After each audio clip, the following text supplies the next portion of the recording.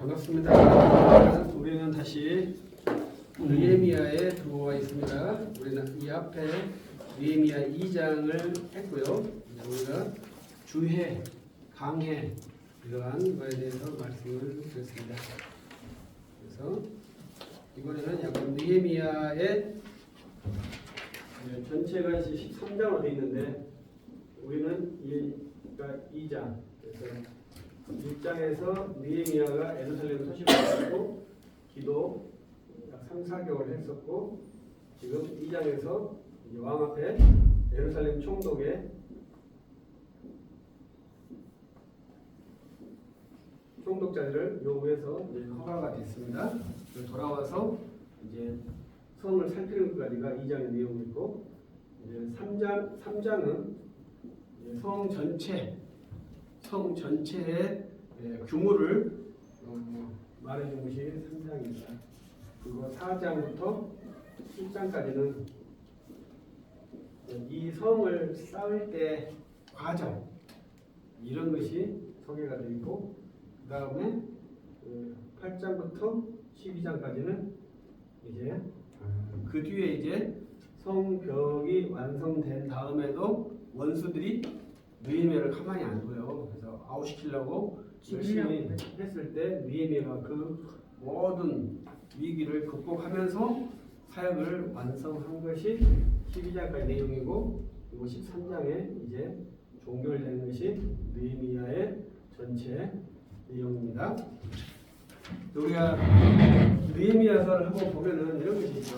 느헤미야가 알고 피한 것도 있는데 모르고 피해진 것도 있고 그래요. 그래서 하나님께서 느헤미야를 온전한 사역자로 만드시기 위해서 어떻게 하셨는가 보면 느헤미야가 지혜가 있어서 거기는 안 간 자리도 있고 느헤미야는 그냥 안 가려고 했는데 알고 보니까 하나님께서 거기 못 가게 막아가지고 원수의 계획에 들어가지 않아서 느헤미야가 온전하게 예루살렘 총독으로 일을 하면서 예루살렘을 생활도시, 생존할 수 있는 도시로 만들었다 이렇게 볼 수 있고 여기에서 이제 우리가 2절에서 명부라는 말이 나오거든요.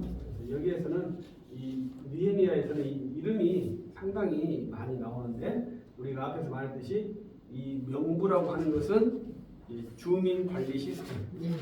그래서 이게 구성원들을 관리하는 시스템을 느헤미야가 완비시켰다.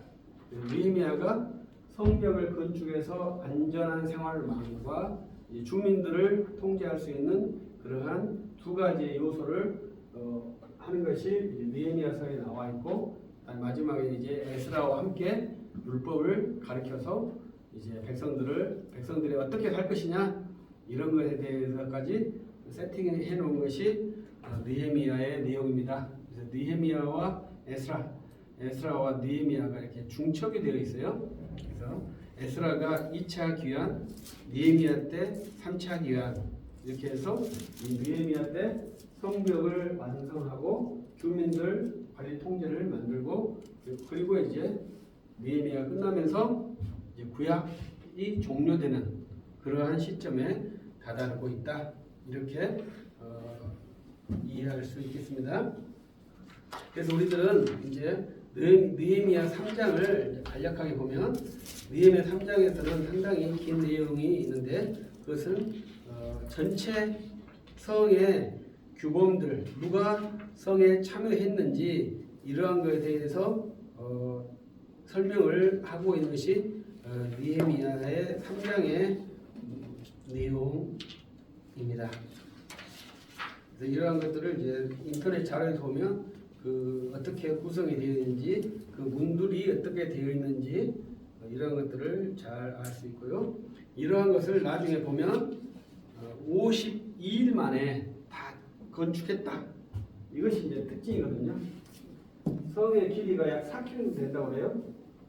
그래서 이 길을 52일에 완공했다는 것이 느헤미야서의 아주 놀라운 것이다. 근데 이 52일의 준공에 그냥 백성들이 완전하게 건축할 수 있는 그러한 기간이 아니었고 백성들은 일도 해야 되고 또 외부에서 공격 온다 하니까 또 방어도 해야 되고 이러한 복합적인 상황에서 일을 진행시켰다는 것이 느헤미야서의 아주 큰 놀라운 이야기죠. 그래서 느헤미야를 지도력의 그런 큰 모범으로도 봅니다만은 우리는 그리스도론적으로, 기독론적으로 어떻게 느헤미야를 볼 것이냐 이렇게 했을 때 그리스도의 통치가 어떻게 되느냐 했을 때 성전으로 우리는 통치가 된다고 생각했잖아요. 그런데 느헤미야는 뭐가 나와요? 성벽이 나오는 거죠. 이것은 이제 다윗 때 보면 다윗이 예루살렘 성을 정복하고 성을 만들고 그 다음에 성전을 만들잖아요. 그래서 우리는 성전만 생각했는데 이 성이라는 것이 매우 기독론적에서 매우 중요하다. 이런 것을 한 번 더 생각할 수 있고 이런 것을 우리가 생각했을 때 저는 이제 형식과 내용 내용이 뭐예요? 내용이 성경이라고 하고 성벽은 형식이라고 볼 수 있겠다. 내용은 다시 말하면 내용은 복음이라고 말할 수 있겠고 형식은 교회라고 말할 수 있겠다. 이 두 개의 관계를 이렇게 한번 결부를 시켜봐요. 제 개인적으로. 그래서 성전과 성벽이 항상 함께 간다.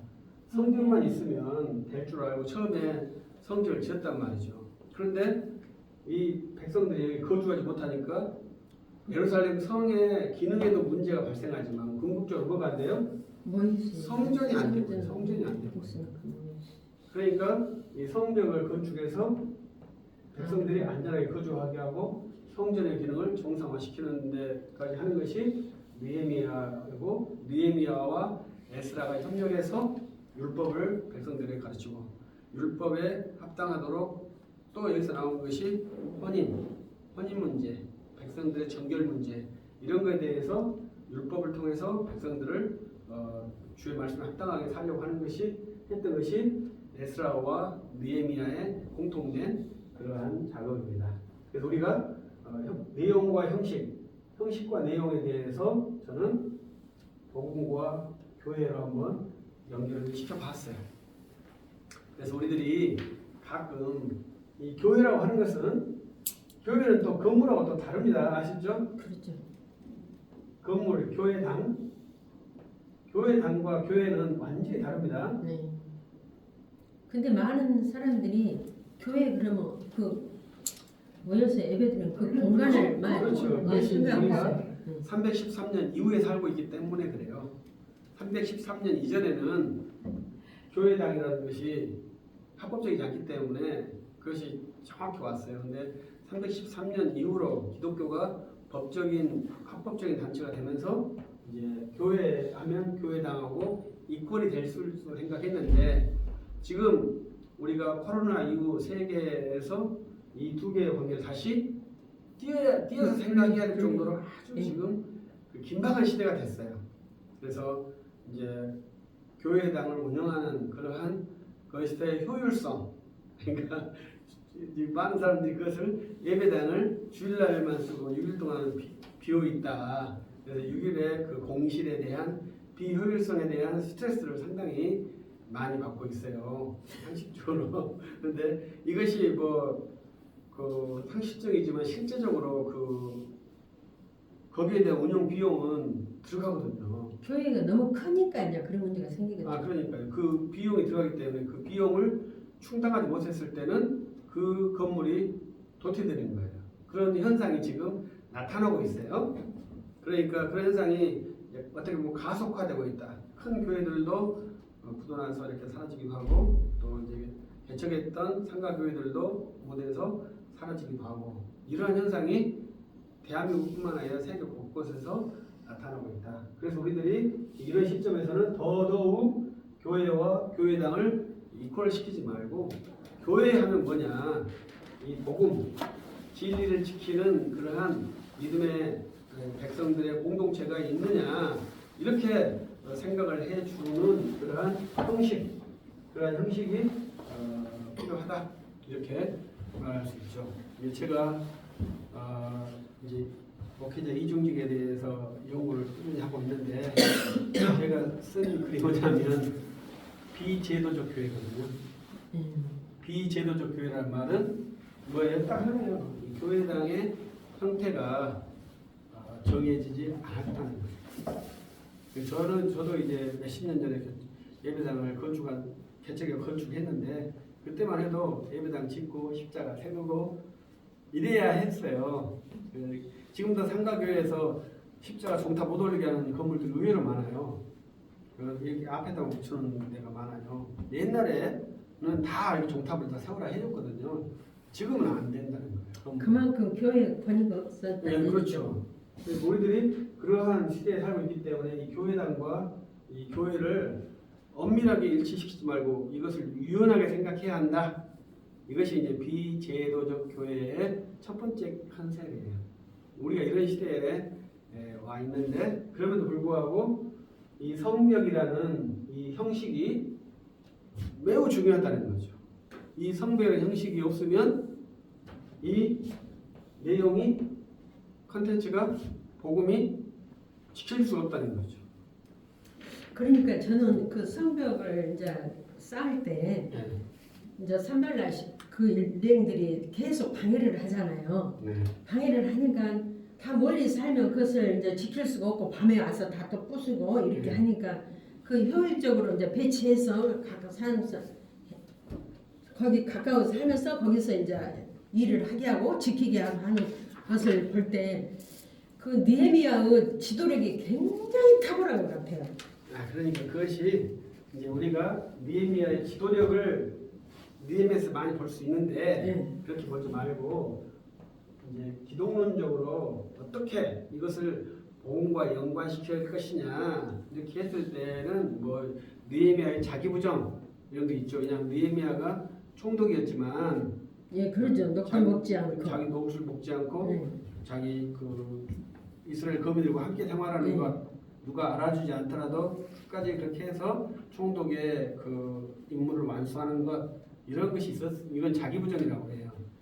그러니까 지금 현재 교회들이 네. 많이 해체가 되고 성도들이 또 교회를 불신하잖아요. 목사님들도 많이 불신하게 되잖아요. 성도들이. 아니 우리가 똑바로 그만합시다. 네. 네. 똑바로 말하지 마시고. 네, 또. 근데 이제 이 성벽에 대한 기독론적으로 들어가면 네. 우리가 개인 성도들, 목사님뿐만 아니라 개인 우리 성도들이 네. 성도 한 사람 한 사람들이 우리가 세상 가운데 살면서 네. 어떻게 신앙을 성경 안에 있는 진리의 그 신앙을 우리가 삶 속에서 지켜나가면서 지금 다 뭐 예수를 부인하는 사람도 많고 이렇게 난해한 시대에 살면서도 우리가 느헤미야가 성벽을 완공한 것처럼 안전하게 해서 완공한 것처럼 우리의 신앙이 지금 이렇게 어지러운 세상 가운데서 지켜나갈 수 있는가? 어떻게 하면 지켜나갈 수 있는가? 그렇죠. 저 앞에서 말했잖아요. 예, 어떻게 그것을 되느냐. 예, 지켜나갈 수 있는가? 이것을 우리가 교회에서 좀 더 가르쳐야 되지 않나? 저는 앞에 말했다시피 이걸 하기 위해서 우리 한국 교회의 지식 수준이 많이 낮다고 제가 생각했다. 그래서 한국의 지식 수준을 높여서 한국의 지식 수준을 높여서 좀 더 감정적으로 대립하지 않고 합리적으로 대립하고 설득하고 대면할 수 있는 그런 능력이 우리 한국 교회와 우리 한국 사회에 필요하지 않겠냐 이렇게 생각하는 것이죠. 틀렸다고 해서 지금은 틀리면 뭐가 돼요? 지금 현재 틀리면 원수가 되잖아요.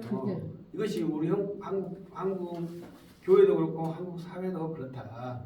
이렇게 대학교 나온 사람들이 그렇게 많은데 왜 틀린 것에 다른 것에 대해서 용인하지 못하고 서로 갈등 기술로 표현하느냐 이런 거죠.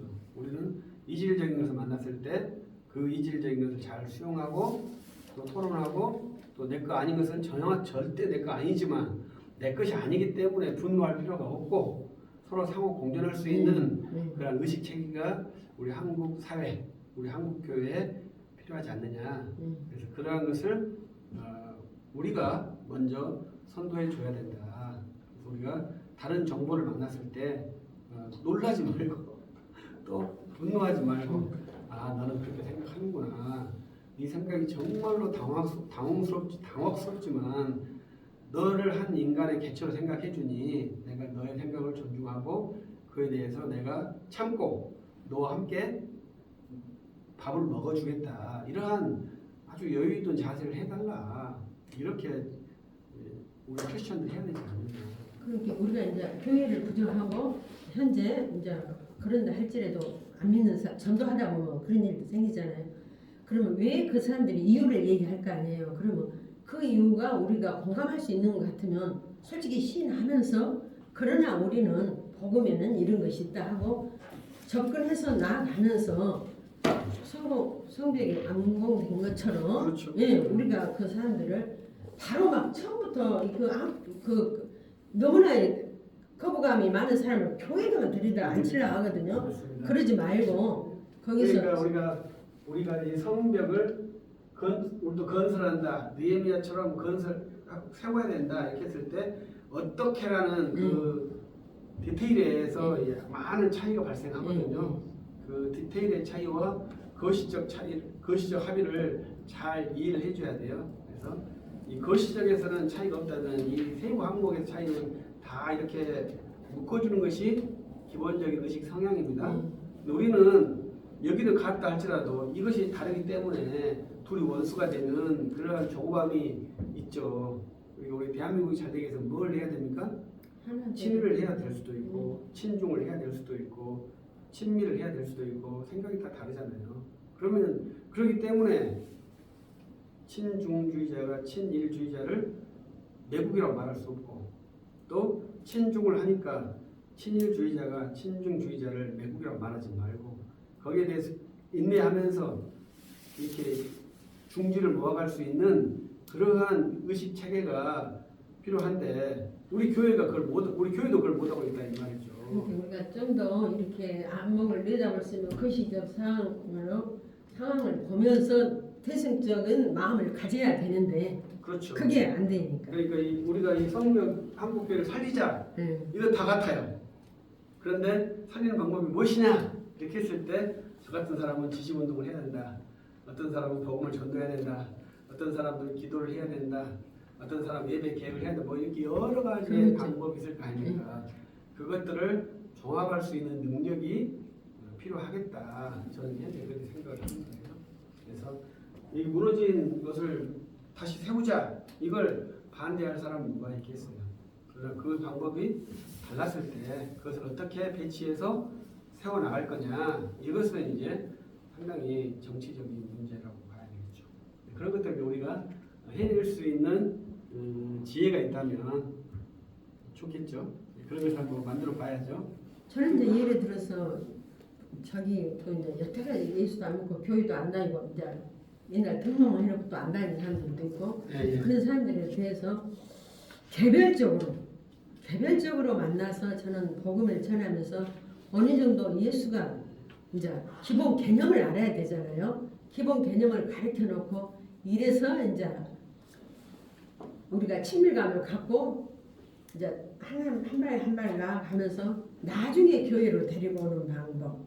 또 교회를 꼭 안 와도 나이 많이 먹는 사람들은 우리가 그 안에서 또 그것은 전략적인 방법이니까 그것은 여러 가지 그것을 뭐 좋다 나쁘다 이렇게 말할 수 없고 말했다시피 그것은 하나의 방법이니까 그렇게 여러 하고 방법이 있겠죠. 또 어떤 사람은 또 스피드 안 된 것을 빨리 없애버리고 되는 것만 가서 쭉 빨리 가는 방법 여러 가지 방법이 있죠. 거기에 대해서 서로의 장단점을 존중해주고 가는 것이 우리 한국 사회에 필요하겠다. 저는 그렇게 생각하고 그런 것을 교회가 만드는 것이 좋겠다 생각하고 그것을 저는 우리 팔복에서 화평케 하는 자 피스메이커라고 생각해요. 그래서 우리들이 그런 일을 한번 하면 우리 사회에 좀 더 필요한 인재가 되지 않을까. 그래서 우리 교회가 먼저 갈등의 주체가 아니라 우리 사회의 갈등을 융합시키고 통합시키는 그러한 역할을 했으면 우리 대한민국의 성벽도 더 굳건해질 것이고 복음의 성벽도 더 굳건해지지 않을까 이렇게 저는 생각을 합니다. 그래서 느헤미야를 우리가 지도자 그 남국을 해치고 52일 만에 성벽을 건축한 탁월한 지도자 이렇게만 생각하지 마시고 이 느헤미야가 있는 이 느헤미야서에 있는 기독론적 의미 그것이 무엇일까? 신학적 의미 하나님께서 원하시는 것은 무엇일까? 이러면서 계속 더 추론을 해보면 좋겠죠. 그래서 우리 앞 시간에 말했듯이 성전을 먼저 지어야 되느냐 성벽을 먼저 지어야 되느냐 했을 때 먼저 성벽 안전하게 짓고 성전을 지어야 될 수도 있는데 성전을 먼저 짓다 보니 심각한 문제가 발생했잖아요. 그러면 이제 성벽을 먼저 순서대로 성벽을 먼저 지었어야 된다 이렇게 제가 말씀드렸던 것이고 그 다음에 안전하게 성전을 지어야 되는데 사람이 간사하기 때문에 배가 부르고 안전하면 일을 안 하잖아요. 배가 부르고 안전하면 성전을 안 지어버릴 수도 있어요. 근데 성전을 딱 지어놓고 보니까 도저히 못 살겠는 거예요. 못 살겠잖아요. 그러니까 이렇게 성벽을 지어서 되는 그러한 인간의 죄성도 드러나는 것 같다. 하나님께서 그러한 인간의 그 조급함도 이용하셔서 먼저 성전이 필요하니까 성전 짓자 이렇게 조급하게 성전을 지어놓고 보니까 이 도시가 살 수 없는 도시가 되었잖아요. 그래서 성벽을 지어서 완전한 도시가 되는데 그 하나님의 그런 섭리, 인간의 욕심, 인간의 계획 이러한 것들도 성경을 통해서 볼 수 있다. 이렇게 말씀을 드리고 싶어요. 일단 여기까지 하겠습니다.